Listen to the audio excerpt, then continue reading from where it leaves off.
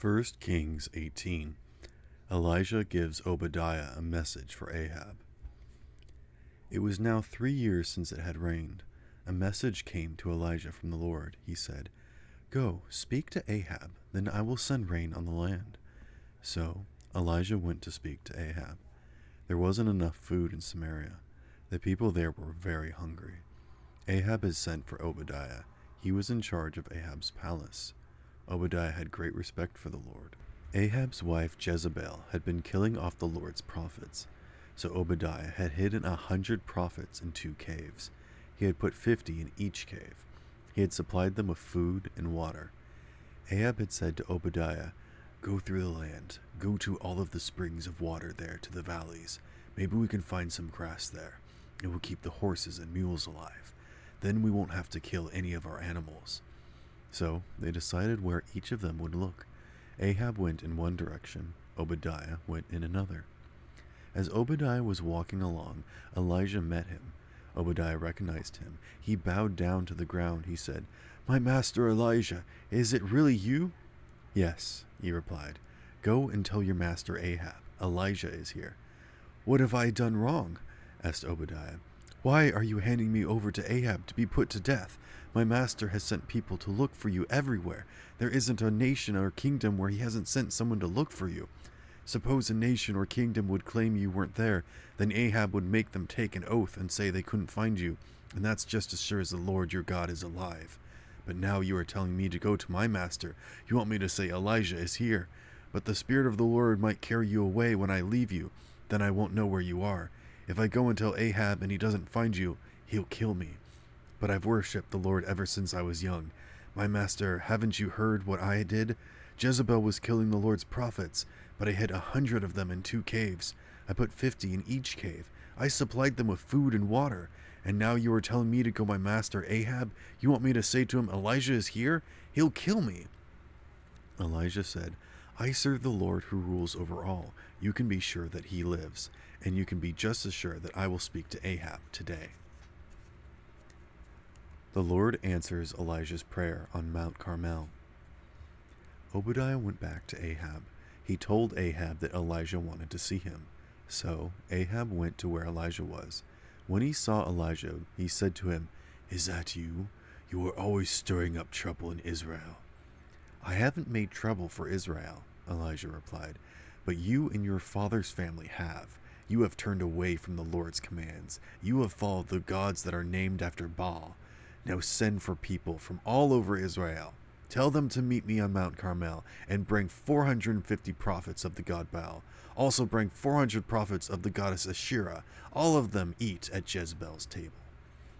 So Ahab sent that message all through Israel. He gathered the prophets together on Mount Carmel. Elijah went there and stood in front of the people. He said, "How long will it take you to make up your minds? If the Lord is the one and only God, follow him. But if Baal is the one and only God, follow him." The people didn't say anything. Then Elijah said to them, "I'm the only one of the Lord's prophets left, but Baal has 450 prophets. Get 2 bulls for us. Let Baal's prophets choose one for themselves. Let them cut it into pieces, then let them put it on a fire, but don't let them set fire to it. I'll prepare the other bull. I'll put it on the wood, but I won't set fire to it.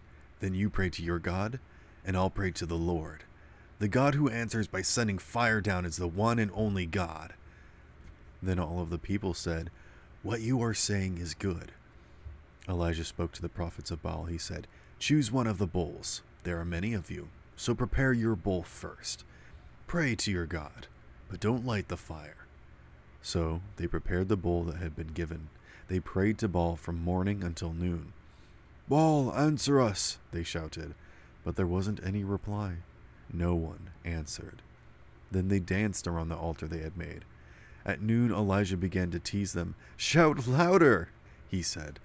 "I'm sure Baal is a god. Perhaps he has too much to think about. Or maybe he has gone on to the toilet. Or perhaps he's away on a trip.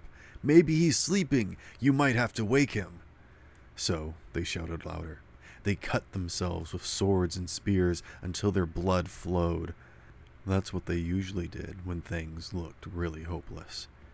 It was now past noon. The prophets of Baal continued to prophesy with all of their might. They did it until the time came to offer the evening sacrifice, but there wasn't any reply. No one answered. No one paid any attention. Then Elijah said to all of the people, "Come here to me." So they went to him. He rebuilt the altar of the Lord. It had been destroyed. Elijah got 12 stones. There was one for each tribe in the family line of Jacob. The Lord's message had come to Jacob. It had said, "Your name will be Israel." Elijah used the stones to build an altar in the honor of the Lord. He dug a ditch around it. The ditch was large enough to hold 13 quarts of seeds. He arranged the wood for the fire. He cut the bowl into pieces. He placed the pieces on the wood. Then he said to some of the people, "Fill 4 large jars with water. Pour it on the offering and the wood." So they did. "Do it again," he said. So they did it again. "Do it a 3rd time," he ordered. And they did it a 3rd time. The water ran down around the altar. It even filled the ditch. When it was time to offer the evening sacrifice, the prophet Elijah stepped forward.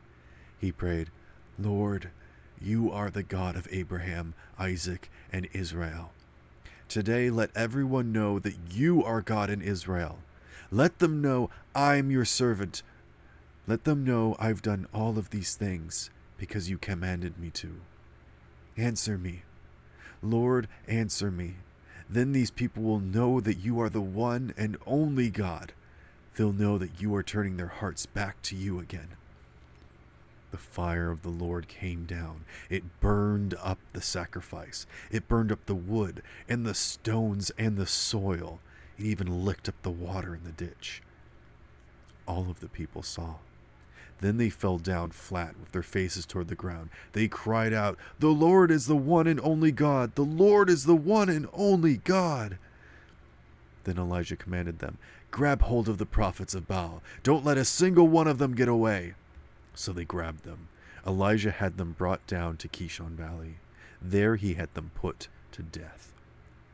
Elijah said to Ahab, "Go, eat and drink. I can hear the sound of a heavy rain." So Ahab went off to eat and drink. But Elijah climbed up to the top of Mount Carmel. He bent down towards the ground. Then he put his face between his knees. "Go and look toward the sea," he told a servant. So he went and looked. "I don't see anything there," he said. 7 times Elijah said, "Go back." The 7th time the servant said, "I see a cloud. It's as small as a man's hand. It's coming up over the sea." Elijah said, "Go to Ahab. Tell him, tie your chariot to your horses. Go down to Jezreel before the rain stops you." Black clouds filled the sky. The wind came up, and heavy rain began to fall. Ahab rode off to Jezreel. The power of the Lord came to Elijah. He tucked his coat into his belt, and he ran ahead of Ahab all the way to Jezreel.